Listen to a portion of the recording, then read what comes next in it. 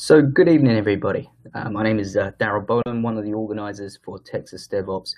This is the first time we've done a webinar version of our meetup.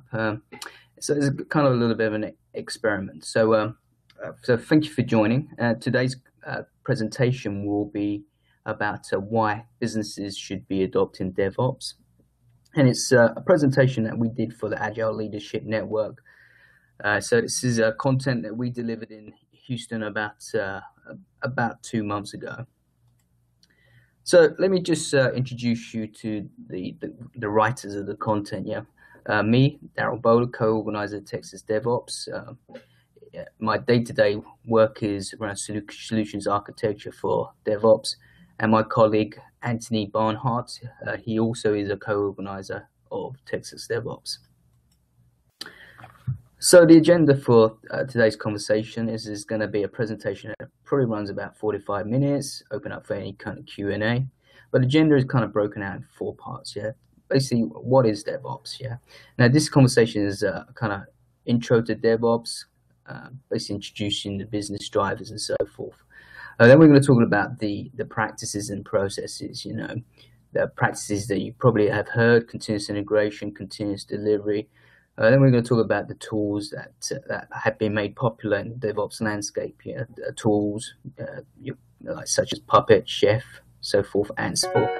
And then we're going to talk about what's next. What path you should take, and if you're adopting DevOps. And then we're going to open up for Q&A.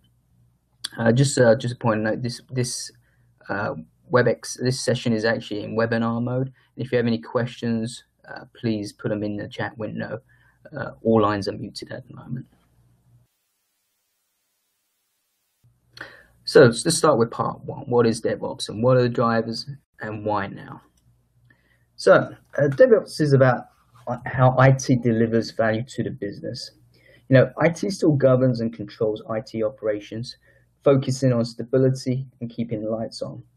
But there is a growing emphasis on innovation and driving new business through digital channels. DevOps takes a system perspective of the end-to-end process of delivering value to the end customer, optimizing the entire system, rather than just focusing on just local silos.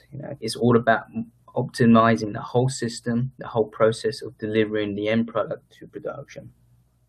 But ultimately, DevOps is about culture, changing the behaviors of employees to look beyond their silos. And some of these silos are self-created. So that's all the whole organization, the mission, and delivering maximum value to the customer. Now, DevOps is a cultural shift that requires essential leadership, sponsorship to be successful. It has to be top-down driven, promoted at all levels, engaging the employee in new behaviors and new methods of actually delivering value to the customers. Now, without doubt, DevOps can be very complicated. But the complexity has upside, and it brings significant enterprise value. And as you can see, the actual definition of DevOps is the conversion of development, quality assurance, and technology operations. All the silos that deliver IT business apps to the enterprise. So for DevOps to succeed, you have to realign some of the processes so they're more customer centric and more business centric.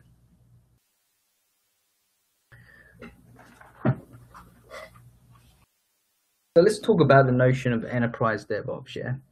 Most discussions and examples of DevOps and associated practices are those of born-on-the-web startups, Google, Netflix, Etsy, also known as the unicorns. So it's easy for pessimists to dismiss DevOps as being not applicable to their organization. However, the benefits and gains that organizations can achieve through DevOps is huge. In the end, external environmental factors, customers and the business demanding new methods of interaction and doing business, such as data-driven decision-making, will drive these changes. It becomes a question of how soon can you adopt these new practices to gain competitive advantage. Otherwise, you're going to be left in the dust as the competition leaps. Yeah, I'm going to introduce the notion of enterprise DevOps.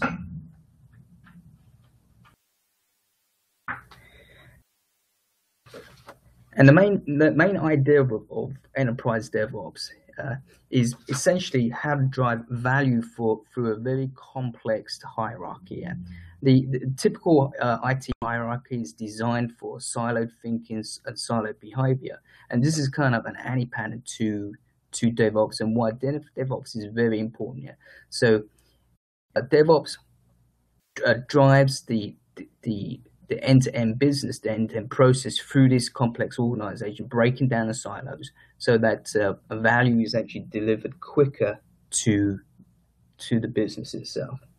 Yeah, so the challenge of enterprise DevOps is optimizing and enhancing the value chain, the system that delivers tangible business value through the enterprise hierarchy that is designed for functional and siloed behavior. So what are the drivers of DevOps? The traditional explanation of why the emergence of DevOps has been attributed to agile software development. Yeah, and agile focuses on more frequent releases of smaller, higher value increments of software. Typically, if agile is adopted, if it's adopted well, then an organization opens up the possibility of releasing and deploying software more frequently to systems in the life cycle, i.e. dev, UAT stage, the pathway to production. This has placed pressure on IT organizations to align the deployment with the increased frequency of available software that's originating now from development organization, i.e. operations have to align with the more frequent availability of software that's coming out 2 weeks, 4 weeks at the end of the sprint. Now, this friction arises between the functions of IT operations and software development because each has a different measure of success.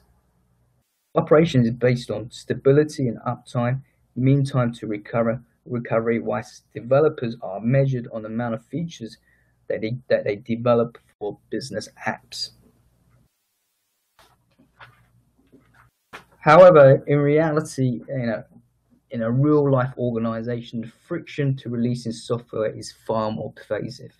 It's not about it's not about just IT operations that is not motivated to apply software to production as quickly as possible, but other discrepancies in the value chain, including legal, compliance, security, and other infrastructure groups, each have an opinion, valid reason not to deploy or release quickly into production or controlled environments. Yeah, and so here's an interesting quote: 89% of Fortune 500 companies between 1955 and 2014 no longer exist, and 40% of current Fortune 500s will no longer exist in 10 years. And this is a quote from American Enterprise Institute. And Steve Denning points out that this was in Forbes that 50 years ago the life expectancy of a firm in the Fortune 500 was 75 years. Today it's less than 15 years and it's declining. So what has changed? Numerous causes: globalization, declining cost of capital-intensive infrastructure through commoditization, such as software, open source, hardware, now the cloud, the growing supply of skilled labor in other countries, all equate to high competitive pressure that erodes the bottom line as companies start to compete on price and service. At the opposite end, you've got shareholders demand ever-increasing dividends, growth year upon year.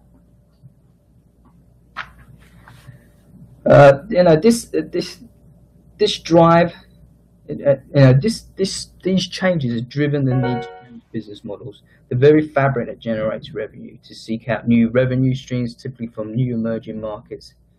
We've all heard of market leaders, innovators of the industries that now have gone out of business because they ignored the digital threat. Kodak ignored digital photography until it became a mainstream commodity, Blockbuster, supplanted by Netflix and Redbox.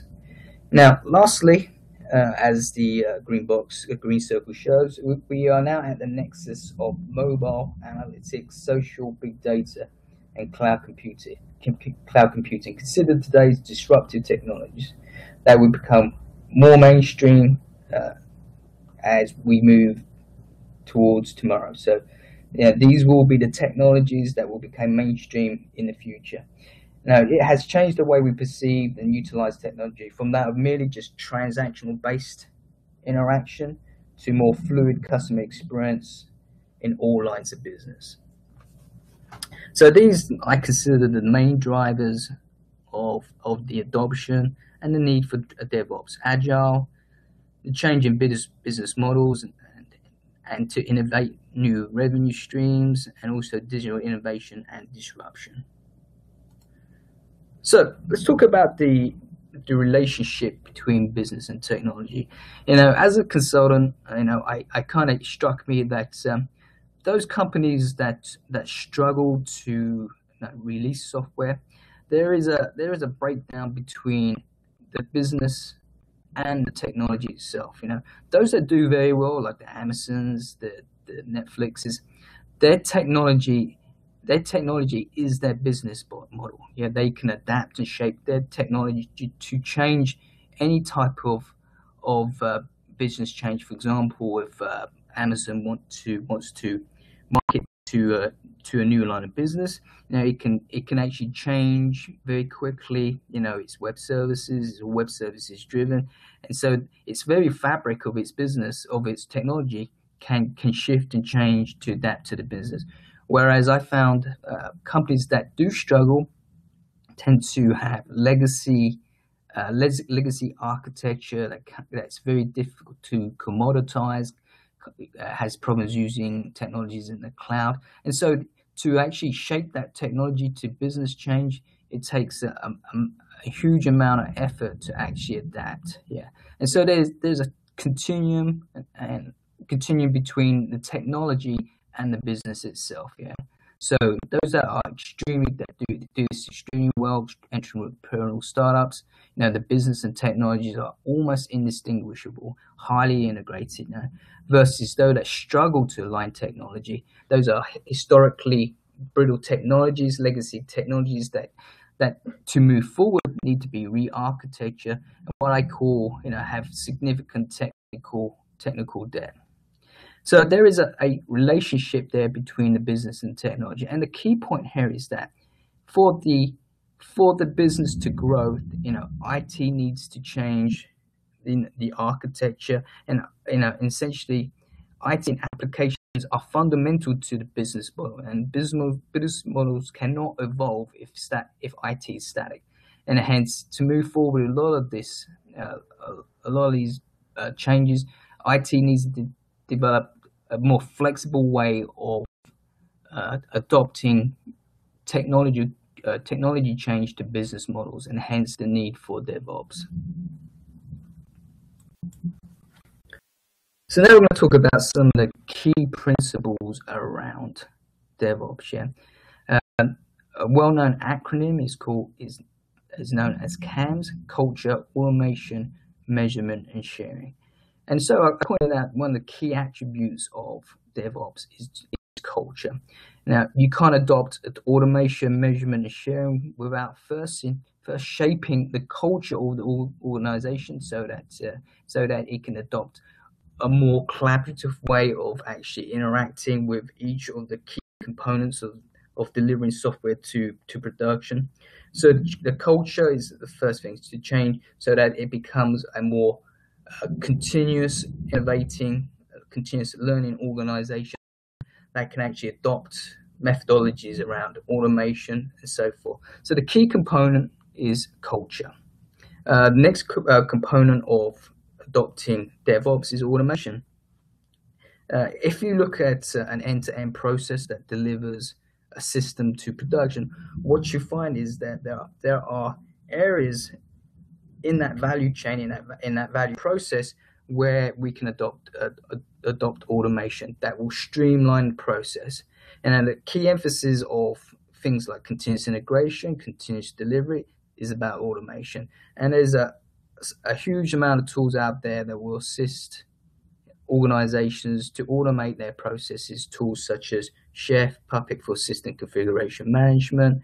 There are tools to do automated deployment automation. There are tools to streamline automated testing. All of these tools help the process of delivering software to production. The other key thing is measurement. You know, unless you measure your process, you don't know how to improve it. So all of these tools and all of these practices have a feedback mechanism to allow you to kind of gauge how well you're doing, kind of baseline the process and improve that process. So you can't improve the process unless you measure it. So the key component of DevOps is actually measuring, getting feedback, having feedback loops into your process. The last component is sharing. And a key emphasis is an organization needs to be a knowledge-based collaborative organization so that DevOps and IT operations can work in conjunction with a single focus of actually getting the software into production. Yeah. Another way of thinking of the DevOps principles was kind of emphasized by Gene Kim, system thinking. System thinking has been around for a long time. It's a management process of looking at the entire end-to-end process, the entire system, so that rather than just optimizing a local component of the process, let's think of the whole system. Let's think of the flow through the entire system, and then look at those bottlenecks in the process, and then focus on ways of eliminating those bottlenecks so the throughput through the entire system is improved. And like I mentioned, amplified feedback. Let's get back, things like continuous integration, continuous delivery, emphasize continuous feedback as feedback that provides information quickly in the process. So as you get further to production, you don't get surprises, yeah. And a culture of experimentation and learning, and that kind of emphasizes, the need to change, change and learn and adapt to new ways of delivering value to the enterprise.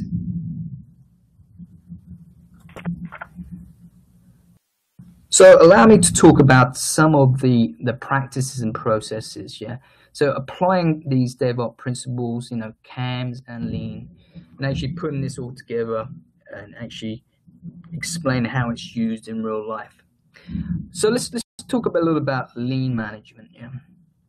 A lot of these processes have their origins in Lean management, and Lean management came from the manufacturing realms, things like Toyota Lean system that emphasize eliminating waste in the production system. And so a lot of these principles are now have been adopted in software development. Yeah? So waste is defined as anything that does not add value to a customer, anything that the customer is not willing to pay for. A lot of processes in organizations forget their real focus, that they're actually intent is to key intent is to deliver value to the customer, yeah.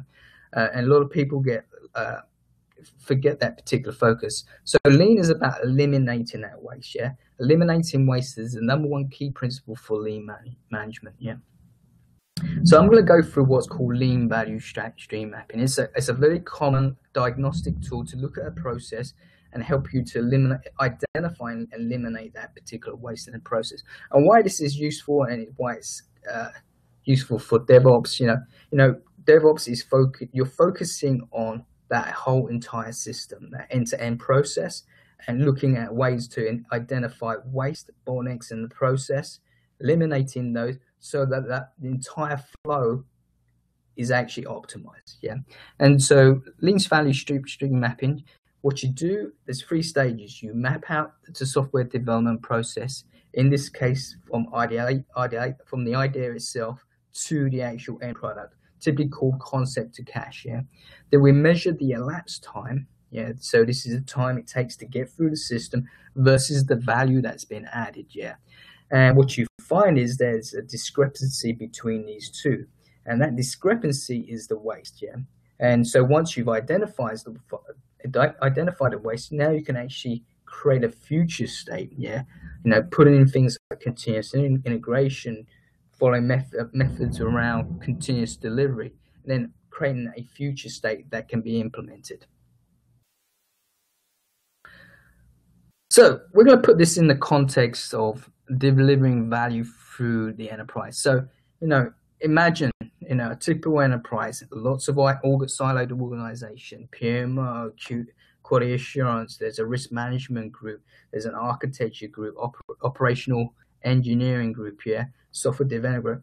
Now, all of these groups are part of the process, are part of the process of delivering software to production. Every one of these organizations touches that particular process. So imagine if someone has a new feature request, has an idea. How long does it take? That amount of effort it takes to actually get that piece of that requirement to a production system.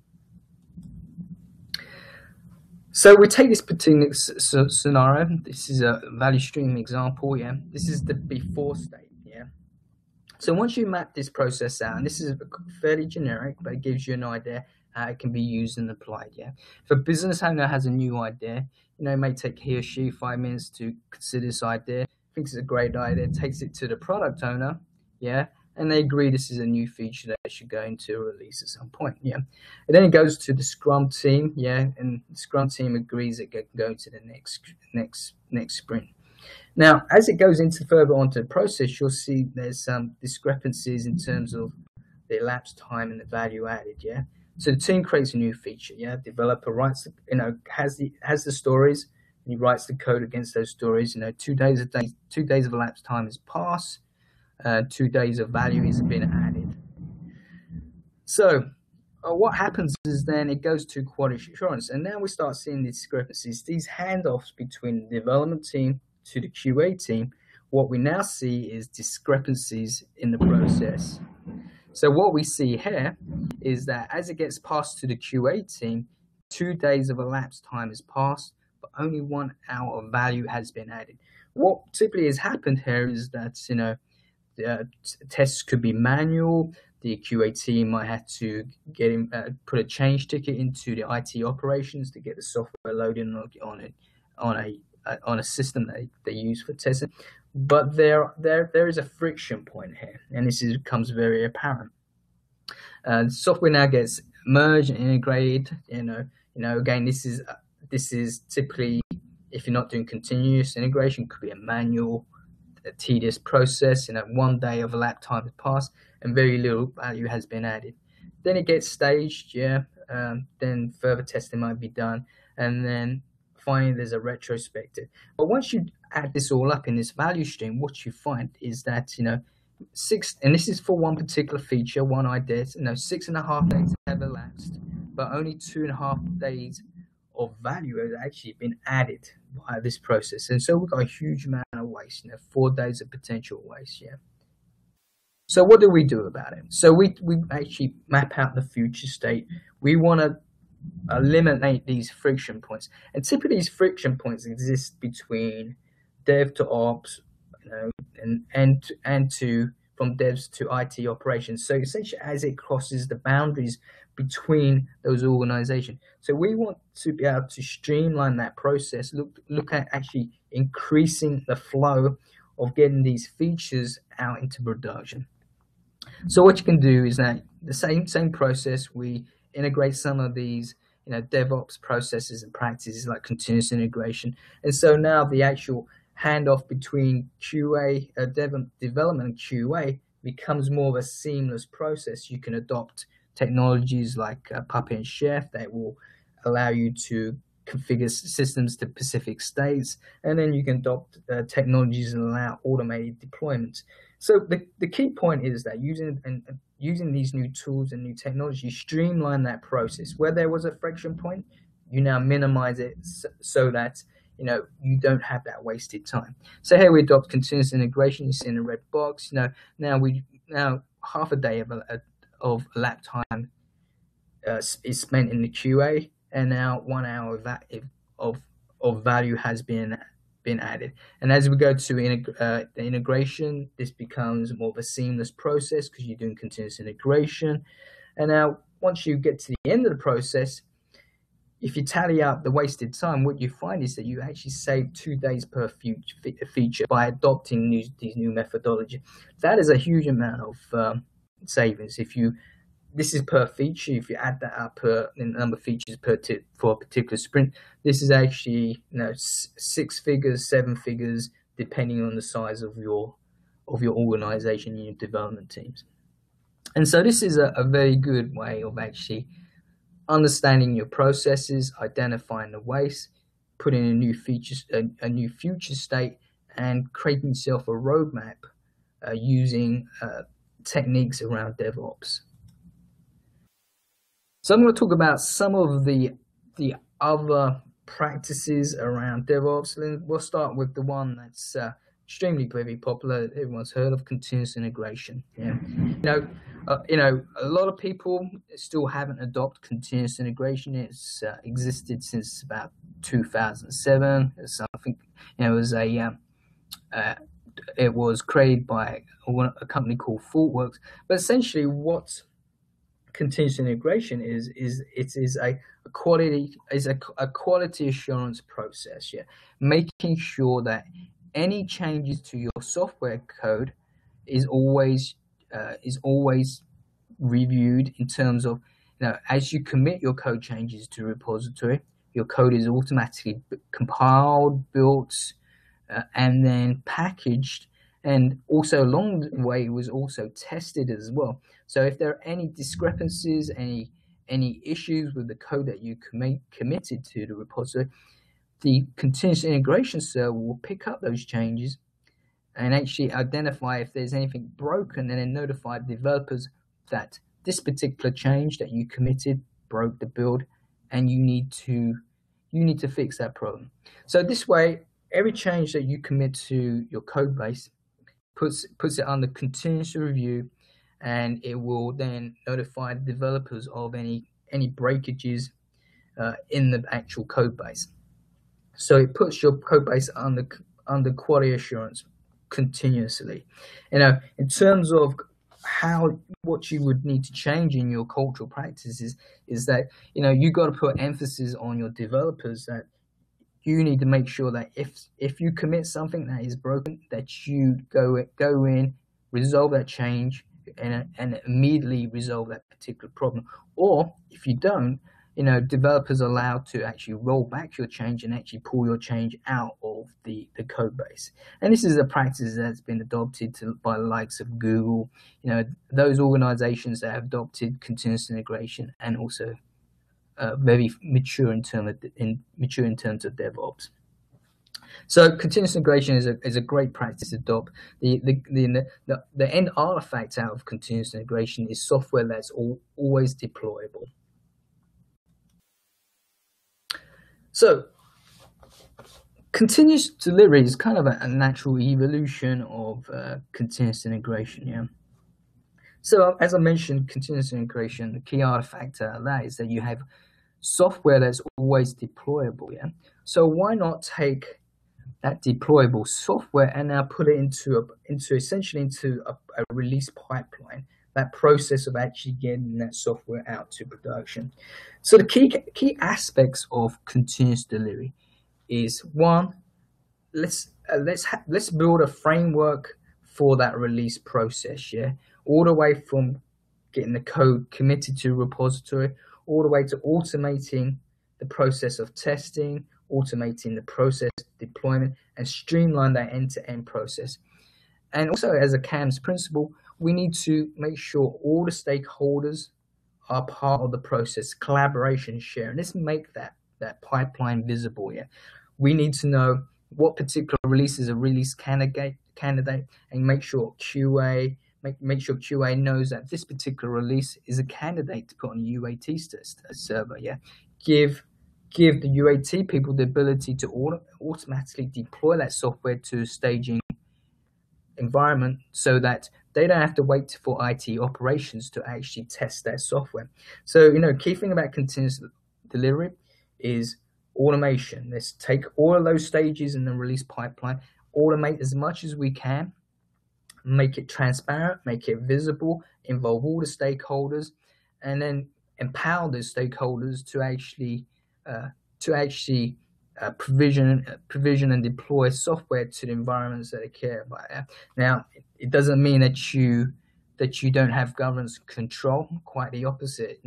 You can, a lot of these automated tools are role-based controls. You can control who has access, who can do deployments, and so. But the key thing, it streamlines the process where you had a friction point. You had change management system between dev and IT operations, or QA and IT operations, to actually deploy software. It now becomes a seamless process.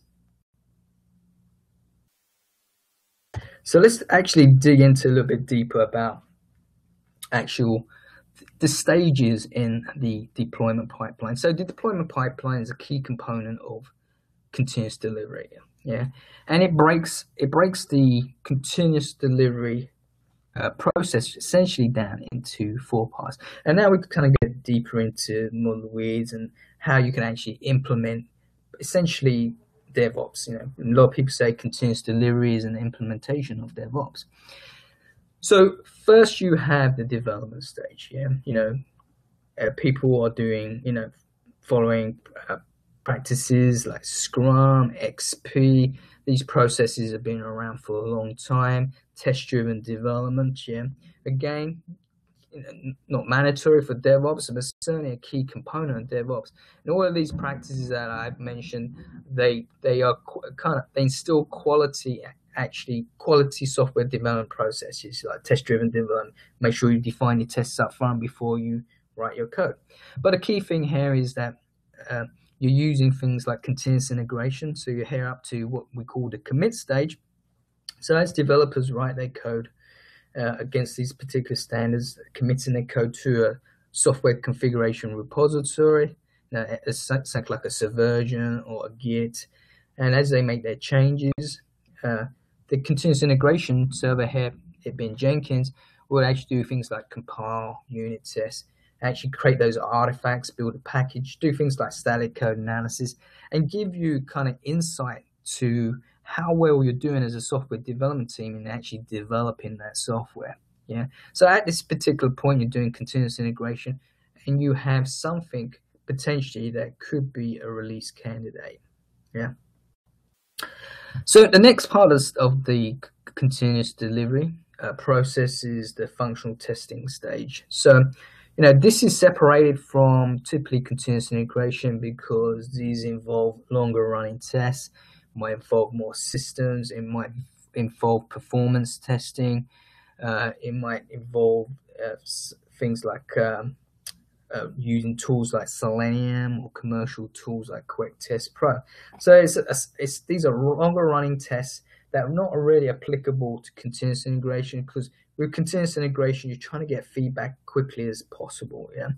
And so functional tests involves things like, configuring the environment, so it's in a particular state, so it's consistent state from test, implementation, production, running things like smoke tests through functional tests, essentially up through the stack here. So it might be UI testing, testing functions in the user interface, acceptance testing to make sure that the functions that have been developed for the stories are actually what the business requires, and also obviously regression testing, because you don't want to introduce, you don't want to cause issues with functionality that has already worked.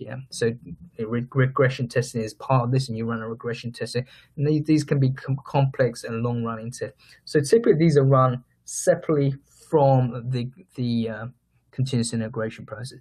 And a key part of this is allowing and visualizing candidates, release candidates that result from continuous integration that are candidates to actually run these tests, because you don't want to waste QA's time by giving them a particular release that haven't actually gone through these tests and actually wasting their time actually for something that can be automated. So a key component of this is after the commit stage is to run longer running tests in the functional stage. All of these various tests. As you move along to production, one of the key components is actually using something like an artifact repository to manage the promotion of those artifacts from dev all the way to production. Typically things like Nexus Artifactory to use so that you can actually visually see what snapshots, what releases are available, and actually promote those snapshots and releases, and actually have a central place to keep those libraries and artifacts as well.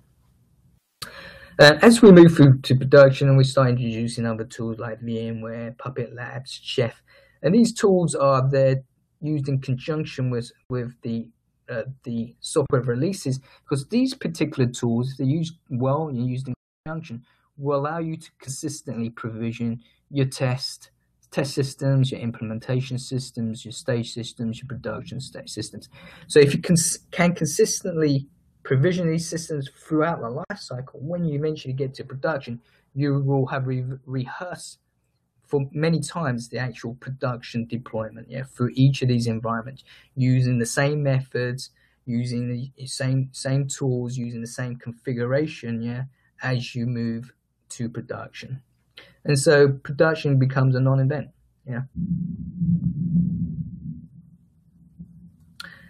All right, so that was kind of one of the key practices. So we're going to talk about some of the technology, the kind of landscape around DevOps, and we'll also talk about how to use the tools to kind of eliminate or reduce friction at the point of delivery. So what is unique about these new tools? So there's obviously a lot of excitement around a lot of these tools. Your Jenkins, your Chef, your Puppets, your OpenStack, your Dockers. There's certainly a lot of excitement around Docker, and more old tools like Cucumber, Finesse that kind of focus on kind of test automation. New generation of tools around monitoring. Everyone's a lot of hype around tools like New Relic, App Dynamics, and certainly open source tools like Logstash, the Elk Stack, Elasticsearch, and so forth, and obviously tools like Selenium that have been around a long time. So the key point is that a lot of these tools kind of cross the boundaries between that were traditionally DevOps and IT. So if you take a look at a tool like Puppet or Chef, you can actually configure a system, define a system using source code. And so, it comes a question: is this a developer tool or is this an IT operation tool? But the key thing is that because it has its feet in both camps, is that it eliminates this friction between development, IT, operations to a certain extent, because now you can define a system in source code, use the best practices around software development, such as versioning control, and so you can now consistently provision these environments, and actually eliminate some of the friction points that typically enterprises have when they try to actually get a system configured ready for release deployment. So the key point of all of these tools, they empowered either developer or the IT operations, kind of blur the lines between the two silos. So reducing those friction points. So tools like Docker, great tool. That kind of blurs the lines between IT operations and development. Now operations can actually ship their applications in Docker containers, these small containers, and it can be essentially run anywhere. And now IT operations don't have to understand, the underlying workings of the application itself. They actually just install a container, a small, very lightweight virtual machine type container, and actually can be deployed anywhere. So the key point is that a lot of these tools cross those boundaries, and that's why they're extremely powerful. And these are the kind of new generations of tools, typically DevOps tools. Now, also a key point is this, is that just because you adopt a tool does not mean you're doing DevOps, And so again, all of those aspects like CAMs, culture automation, measurement sharing, need to be brought into the picture. You need to change and look at your culture. You need to adapt processes like maybe Scrum, Kanban, and Lean, so that you can use new tools in the context of these new practices and processes.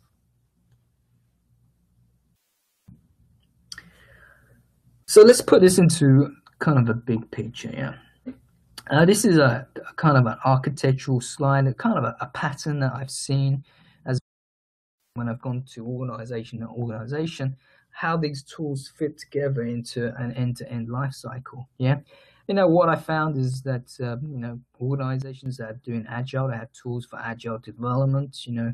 That manage the process, the Jiras, the rallies of this world. Yeah, and those tools are can have maybe a code review process, but they integrate into the code review process. But ultimately, as the developer writes these writes code against stories, they're actually they're having their code reviewed, but they're also committing their code to a software configuration management server, like a Git or Git or Subversion.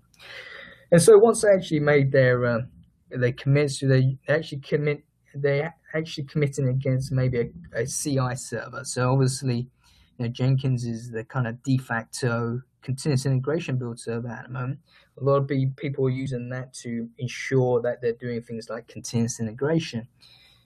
As part of that, this high level architecture, what Jenkins is providing, the value is providing, is actually doing things like building your software, building and packaging those artifacts, tagging, making sure that this particular release candidate has a good identifier so that it can be promoted through the rest of the life cycle, visualizing things like unit tests so that you can see how well your developers are doing in terms of coding standard. Are they writing enough code coverage against their code base? It can be used for things like functional tests, to extend the pipeline to things like Selenium, Quick Test Pro. Another great function of tools like Sonar and can be integrated into Jenkins static code analysis. Yeah, static code analysis is one of those extremely powerful practices that allow you to look at your code base and identify hotspots and where you're lacking in terms of code quality. Yeah, things like Sonar will bring in tools like Checkstyle, Coberterra, and they should give you an analysis and a report of how well you're doing in terms of software development, where you actually are not doing so well. Yeah, things like code coverage, and bringing in tools like Black Duck to make sure your intellectual property is secure as well. So, a key component of the architecture is bringing in tools like Jenkins. Another really important part is managing these artifacts. Yeah, a lot of people have enterprise artifact repositories. Tools like Maven will reach out to the internet by default for libraries and artifacts. Yeah, you don't want that in a controlled enterprise organization, so you want an enterprise artifact repository. So you use Nexus Artifactory to actually manage those dependencies, those libraries that are part of your build process. Yeah, and that way you have a central place that you can govern and control the binaries that are part of your release artifacts. Yeah. And the last part of the mile is the deployment services. Yeah, you can use tools like Puppet, Chef to actually promote those artifacts all the way from test all the way to production. Yeah, and you can use these tools in a very controlled way.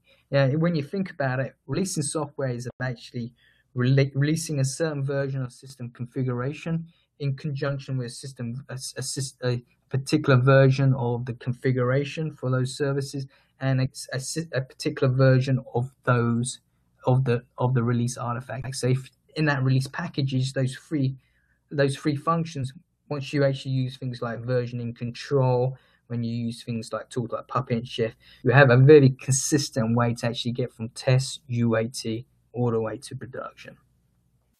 What's been added to this particular slide is the actual retrospective process as well. So one thing that some people leave out is how well are you doing once you get your software into production. Yeah, so this is where new tools are coming in, like things like like New Relic, App Dynamics. They kind of look at the health of the application as it's deployed into production. Bound to get information on how many defects that particular production release has, and actually use it as a feedback mechanism to the actual development process. Yeah. So once it goes on production, it doesn't stop there. Life cycle dictates that you should monitor what you have in production, get some feedback. What can you do? What can you improve? And so a lot of people are using, predictive analysis, data-driven technologies, see how people are using the technology once it goes in production, and then take that information, feeding it back into the portfolio management process, and ultimately that goes back into the agile project development process.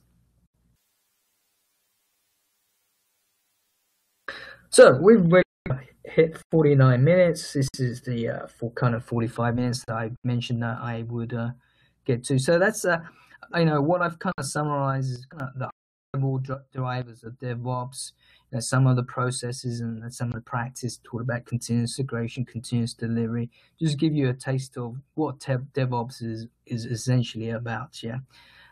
So I'm going to open it up to any questions and answers, a Q&A session. So if you have any questions, just put those in the chat window.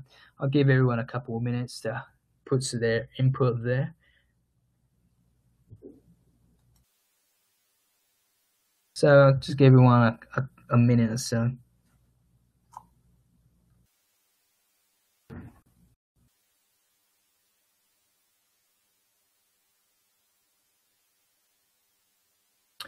And once we just wait for people to put any questions, what do you want to do next? Or if you're interested in DevOps, what's the next stage?